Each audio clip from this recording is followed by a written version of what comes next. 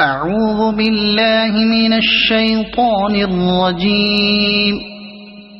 بسم الله الرحمن الرحيم.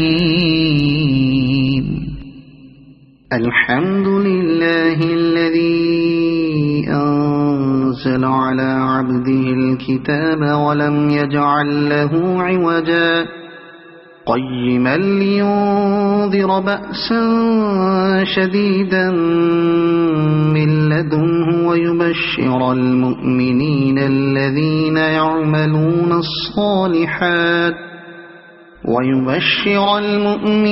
الذين يعملون الصالحات أن لهم أجرا حسنا ماكثين فيه أبدا وينذر الذين قالوا اتخذ الله ولدا ما لهم به من علم ولا لآبائهم كبرت كلمة تخرج من أفواههم إن يقولون إلا كذبا فلعلك باخع نفسك على آثارهم إن لم يؤمنوا بهذا الحديث أسفا إنا جعلنا ما على الأرض زينة لها لنبلوهم أيهم أحسن عملا وإنا لجاعلون ما عليها صعيدا جرزا أم حسبت أن أصحاب الكهف والرقيم كانوا من آياتنا عجبا إذ أوى الفتية إلى الكهف فقالوا ربنا آتنا من لدنك رحمة وهيئ لنا من أمرنا رشدا فضربنا على آذانهم في الكهف سنين عددا ثم بعثناهم لنعلم أي الحزبين أحصى لما لبثوا أمدا نحن نقص عليك نبأهم بالحق إنهم فتية آمنوا بربهم وزدناهم هدى وربطنا على قلوبهم إذ قاموا فقالوا ربنا رب السماوات والأرض لن ندعو من دونه إلها لقد قلنا إذا شططا هؤلاء قومنا اتخذوا من دونه آلهة لولا يأتون عليهم بسلطان بين فمن أظلم ممن افترى على الله كذبا وإذ اعتزلتموهم وما يعبدون إلا الله فأووا إلى الكهف ينشر لكم ربكم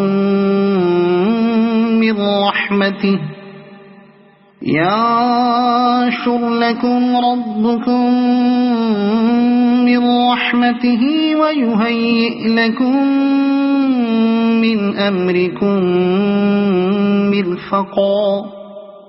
وترى الشمس إذا طلعت تزاور عن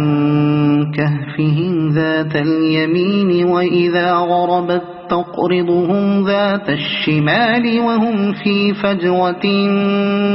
منه ذلك من آيات الله من يهد الله فهو المهتد ومن يضلل فلن تجد له وليا مرشدا وتحسبهم أيقاظا وهم رقود ونقلبهم ذات اليمين وذات الشمال وكلبهم باسط ذراعيه بالوصيد لو اطلعت عليهم لوليت منهم فرارا ولملئت منهم رعبا وكذلك بعثناهم ليتساءلوا بينهم قال قائل منهم كم لبثتم قالوا لبثنا يوما أو بعض يوم قالوا ربكم أعلم بما لبثتم فابعثوا أحدكم بورقكم هذه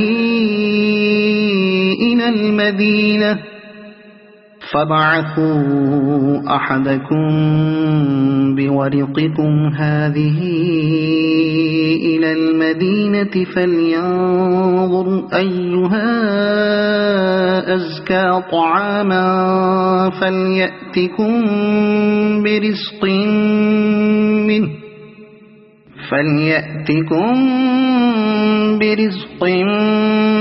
منه وليتلطف ولا يشعرن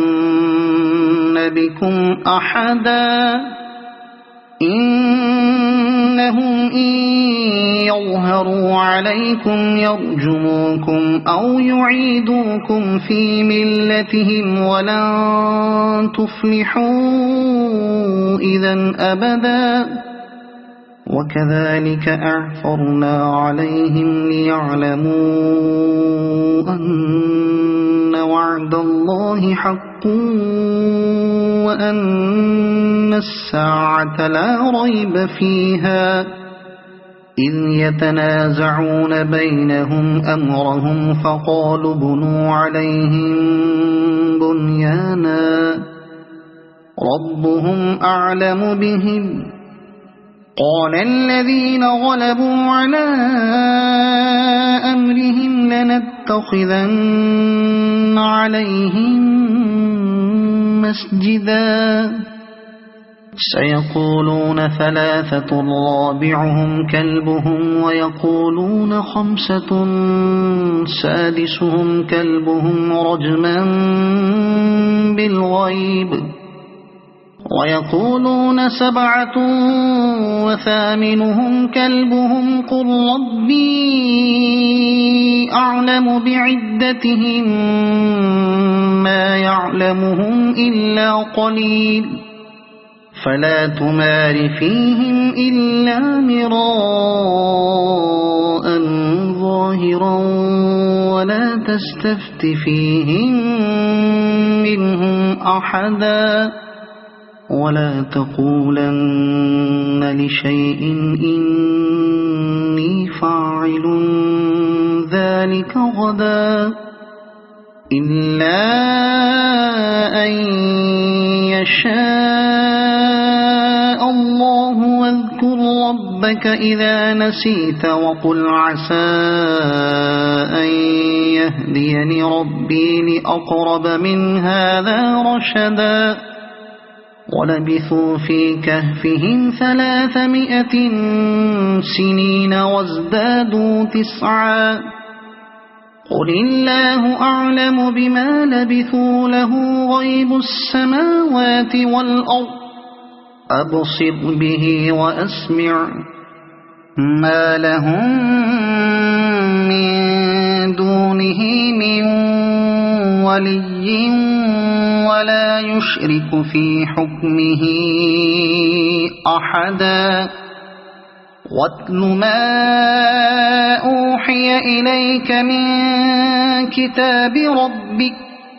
لا مبدل لكلماته ولن تجد من دونه ملتحدا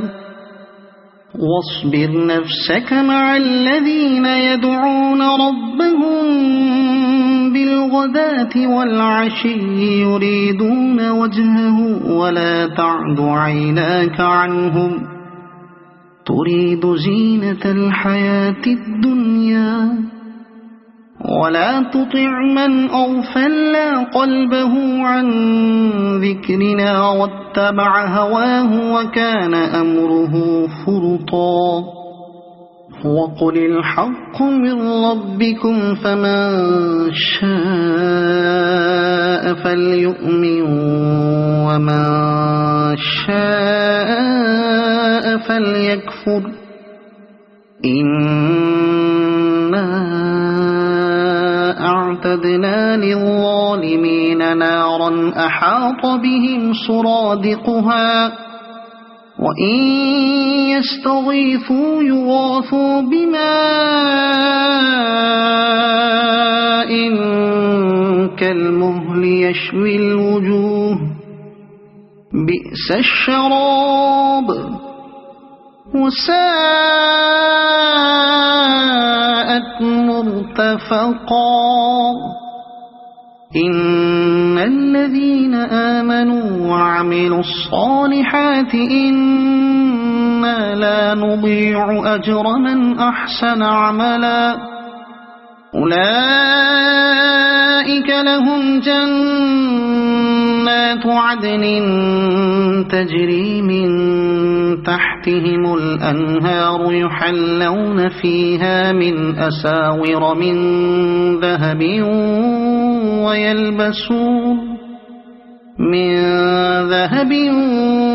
ويلبسون ثيابا خضرا من سندس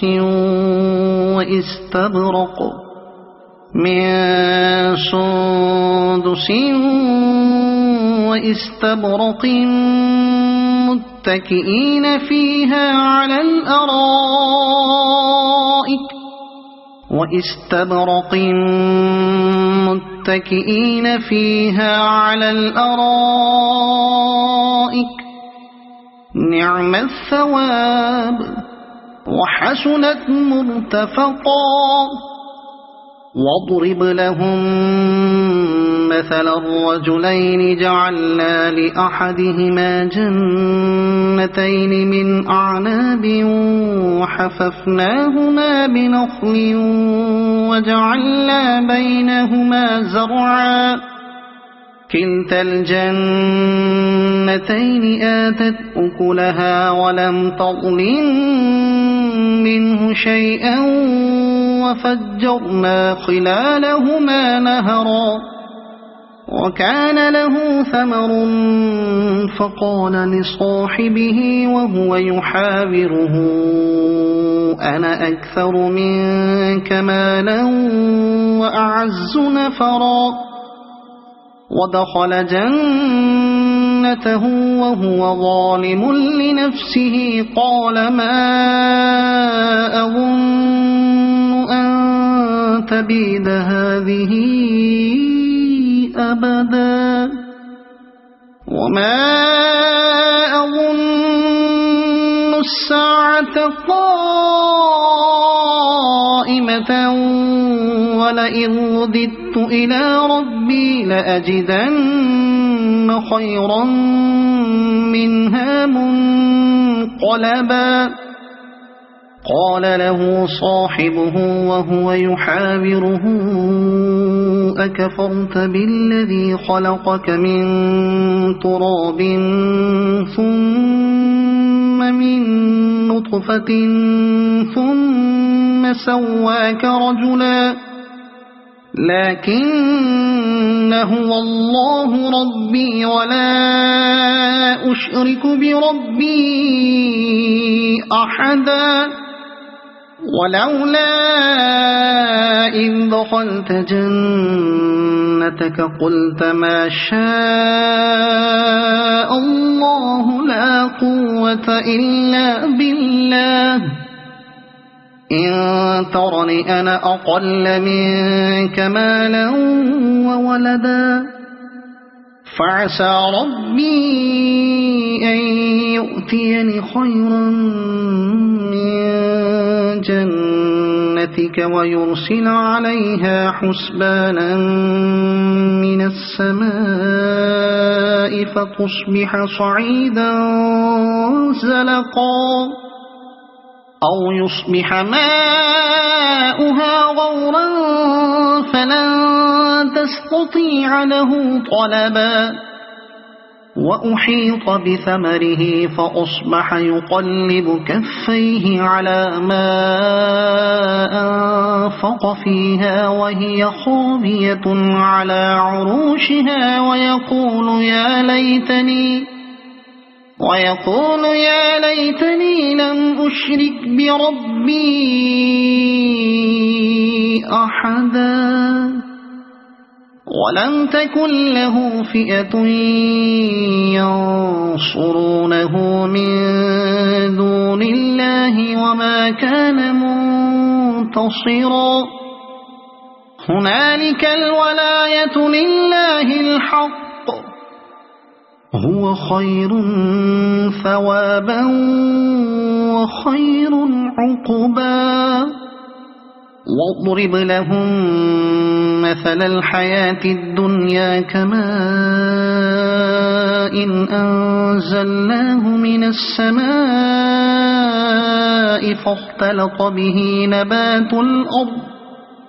فاختلط به نبات الأرض فأصبح هشيما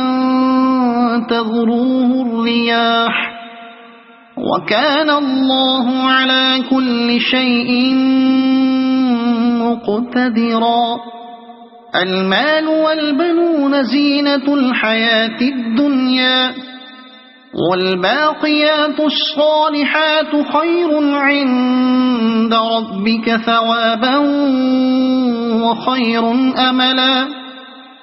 ويوم نسير الجبال وترى الأرض بارزة وحشرناهم فلم نغادر منهم أحدا وعرضوا على ربك صفا لقد جئتمونا كما خلقناكم أول مرة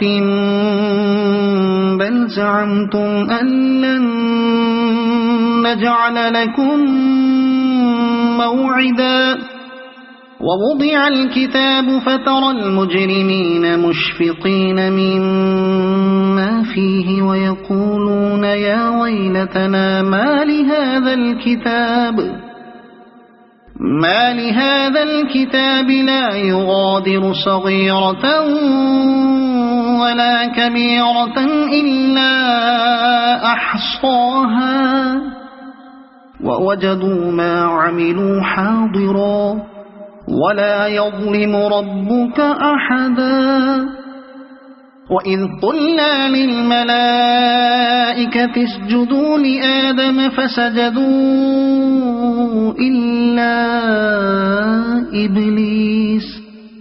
كان من الجن ففسق عن أمر ربه أفتتخذونه وذريته أولياء من دوني وهم لكم عدو بئس للظالمين بدلا ما أشهدتهم خلق السماوات والأرض ولا خلق أنفسهم وما كنت متخذ المضلين عضدا ويوم يقول نادوا شركائي الذين زعمتم فدعوهم فلم يستجيبوا لهم وجعلنا بينهم موبقا ورأى المجرمون النار فظنوا أنهم مواقعوها ولم يجدوا عنها مصرفا ولقد صرفنا في هذا القرآن للناس من كل مثل وكان الإنسان أكثر شيء جدلا وما منع الناس أن يؤمنوا إذ جاءهم الهدى الهدى ويستغفروا ربهم إلا أن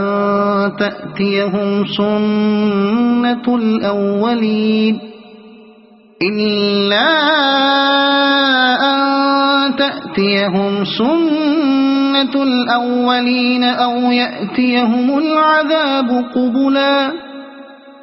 وما نرسل المرسلين إلا مبشرين ومنذرين ويجادل الذين كفروا بالباطل ليدحضوا به الحق واتخذوا آياتي وما أنذروا هزوا ومن أظلم ممن ذكر بآيات ربه فأعرض عنها ونسي ما قدمت يداه إنا جعلنا على قلوبهم أكنة أن يفقهوه وفي آذانهم وقرا وإن تدعهم إلى الهدى فلن يهتدوا إذا أبدا وربك الغفور ذو الرحمة لو يؤاخذهم بما كسبوا لعجل لهم العذاب بل لهم موعد لن يجدوا من دونه موئلا وتلك القرى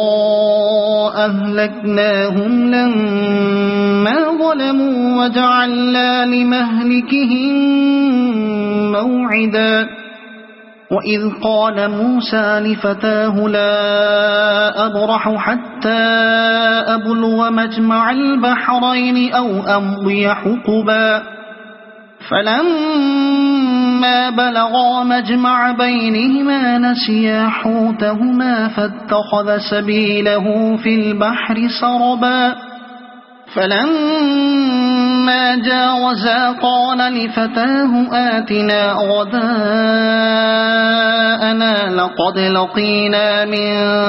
سفرنا هذا نصبا قال أرأيت إذ أوينا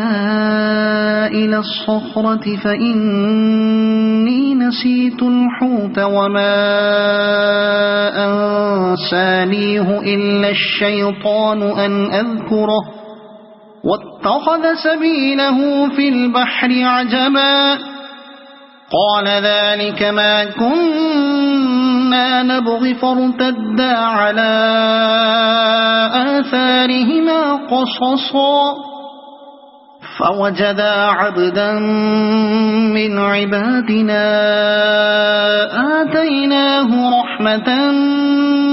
من عندنا وعلمناه من لدنا علما قال له موسى هل أتبعك على أن تعلمني مما علمت رشدا قال إنك لن تستطيع معي صبرا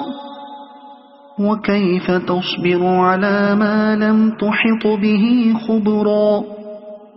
قال ستجدني إن شاء الله صابرا ولا أعصي لك أمرا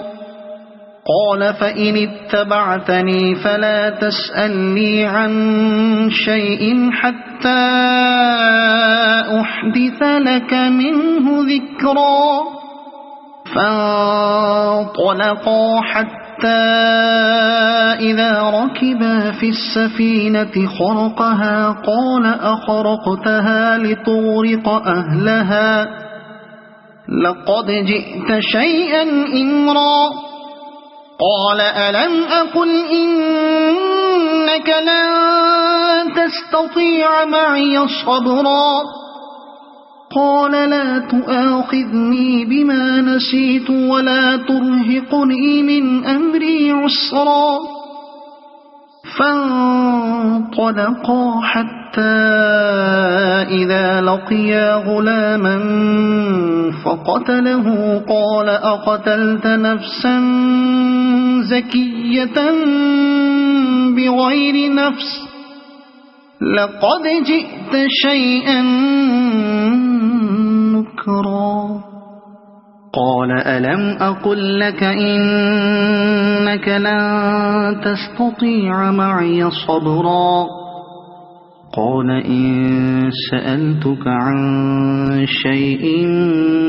بعدها فلا تصاحبني قد بلغت من لدني عذرا فانطلقا حتى إذا أتيا أهل قرية استطعما أهلها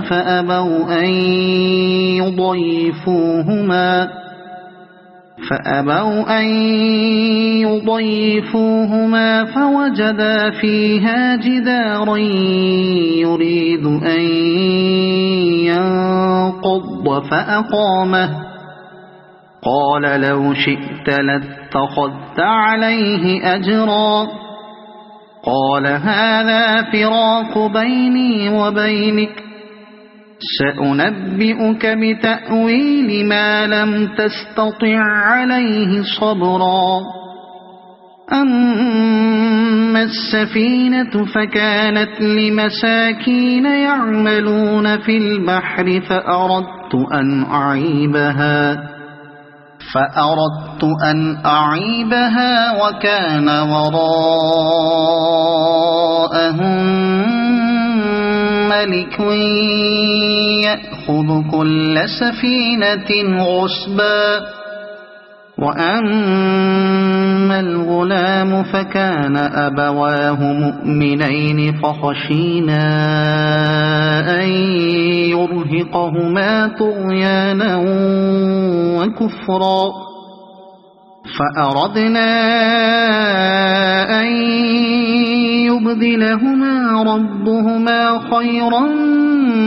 منه زكاة وأقرب رحما وأما الجدار فكان لغلامين يتيمين في المدينة وكان تحته كنز لهما وكان أبوهما صالحا فأراد ربك أن يبلغا أشدهما ويستخرجا كنزهما رحمة من ربك وما فعلته عن أمري ذلك تأويل ما لم تستطع عليه صبرا ويسألونك عن ذي القرنين قل سأتلو عليكم منه ذكرا إنا مكنا له في الأرض وآتيناه من كل شيء سببا فأتبع سببا إنا مكنا له في الأرض وآتيناه من كل شيء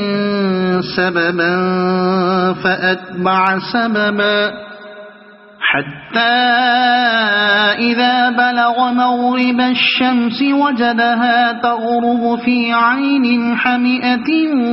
ووجد عندها قوما قلنا يا ذا القرنين إما أن تعذب وإما أن تتخذ فيهم حسنا قال أما من ظلم فسوف نعذبه ثم يرد إلى ربه فيعذبه عذابا نكرا وأما من آمن وعمل صالحا فله جزاء الحسنى وسنقول له من أمرنا يسرا ثم أتبع سببا حتى إذا بلغ مطلع الشمس وجدها تطلع على قوم لم نجعل لهم من دونها سترا كذلك وقد أحطنا بما لديه خبرا ثم أتبع سببا حتى إذا بلغ بين السدين وجد من دونهما قوما لا يكادون يفقهون قولا قالوا يا ذا القرنين إن يأجوج ومأجوج مفسدون في الأرض فهل نجعل لك خرجا على أن تجعل بيننا وبينهم سدا قال ما مكني فيه ربي خير فأعينوني بقوة أجعل بينكم وبينهم ردما آتوني زبر الحديد حتى إذا ساوى بين الصدفين قال انفخوا حتى إذا جعله نارا قال آتوني أفرغ عليه قطرا فما استطاعوا أن يظهروه وما استطاعوا له نقبا قال هذا رحمة من ربي فإذا جاء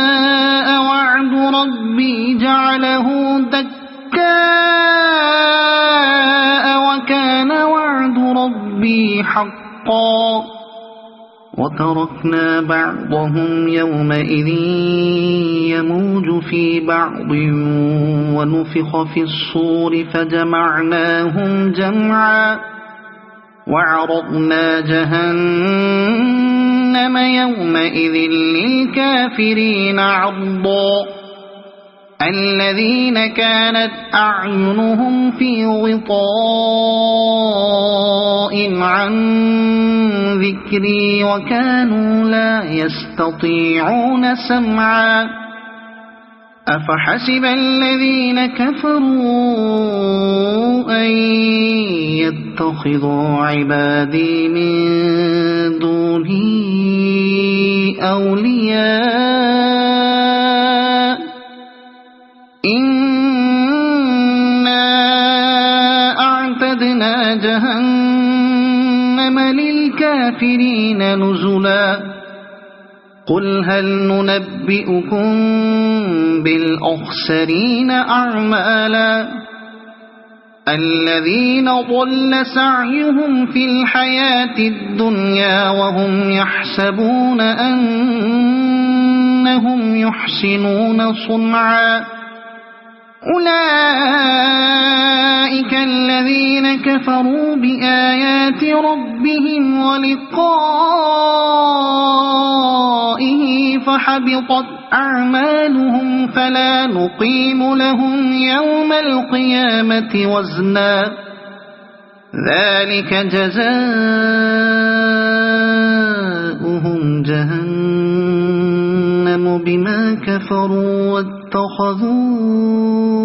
آياتي ورسلي هزوا إن الذين آمنوا وعملوا الصالحات كانت لهم جنات الفردوس نزلا خالدين فيها لا يبغون عنها حولا قل لو كان البحر مدادا لكلمات ربي لنفذ البحر قبل أن تنفد كلمات ربي ولو جئنا بمثله مددا قل إنما أنا بشر مثلكم يوحى إلي أنما إلهكم إله واحد فمن كان يرجو لقاء ربه فليعمل عملا صالحا ولا يشرك بعبادة ربه أحدا. صدق الله العظيم.